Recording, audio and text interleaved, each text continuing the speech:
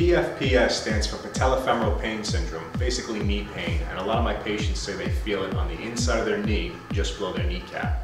When I ask them what causes the pain, they usually say squatting, lunging, climbing stairs, any sort of stepping type of activity, and they'll feel it. And when I ask them to show me how they do those moves, they usually all have one thing in common. Their feet flatten out, their arches drop, and their knees bow in towards each other.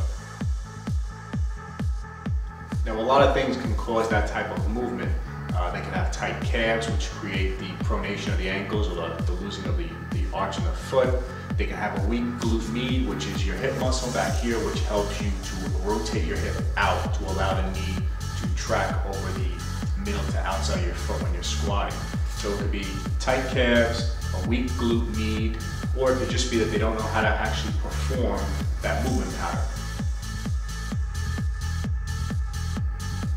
Now we can focus in on the calf muscles and stretch them, or we can focus in on the glute med and really try to strengthen them. But just by doing that, it isn't going to correct their squat, their lunge, or their step ups or step downs. We have to work on the timing of when the muscle kicks in during that activity. So what I'm going to show you is something that I learned with the functional movement screening Greg Cook and Lee Burton called reactive neuromuscular facilitation. So what you do is you take a resistance tube and you can attach the two ends into a doorway, close the door on it so it doesn't come out, and you crisscross it around your legs so that it has this pulling in feeling. Now, you have to work the hips to keep the knees out while you move into a squat. Now, if you do it wrong, that's where the pain comes in. You do it right, you're pushing out, and go down, come up. Then have the patient or your client come out and try the same thing again, making sure that they don't buckle in.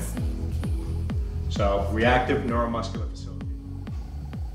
Now you might also want to focus on a calf stretch. So I'm going to show you how to do a pretty good calf stretch with your client. Okay, so for the calf stretch, all you need is a dowel or broomstick, some resistance tubing, and a hand towel. Now the hand towel you're going to use while you're stretching the calf. It's going to build up the arch of your foot. A lot of times if you try to stretch your calves, if they're tight, you compensate by flattening out your foot, dropping the arch. So by building up the arch, you prevent that, so you maximize the stretch. The tubing is going to go just above your heel, right behind your ankle, and you're going to step back far enough to build up some resistance, and what that's going to provide is an anterior glide of your tibia on your talus, which is the motion that happens whenever you do stretch your calf and you go into dorsiflexion. The dowel will go on the outside of your foot. You're going to come into a half kneel. Keep your back straight. Build up the arch if you need to. And shift forward. Make sure you keep that heel down. And come back. Shift forward. Feel a stretch. And come back. Now you can do a calf stretch in standing also. You can use the towel to build up the arch the same way you just did with this. Once you're done with your calf stretch, go right back into the squatting technique. Make sure that you can incorporate everything into a proper movement pattern. Now, if your client still has difficulty keeping those knees apart, keeping them from dropping down in them when they do a squat, you could focus on the glute med a little bit, show them how to contract that muscle, what it feels like, and you can do that with a prone figure 4. All right, so this is your prone figure 4. You need a high mat. What you can do is have the client lay on their stomach, have them place this foot against this inner thigh, the left inner thigh, and come all the way to the edge of the table so that the knee points down towards the floor. Then you're gonna have them lift up and back down. And they're gonna feel it right in that hip muscle, right in the glute med.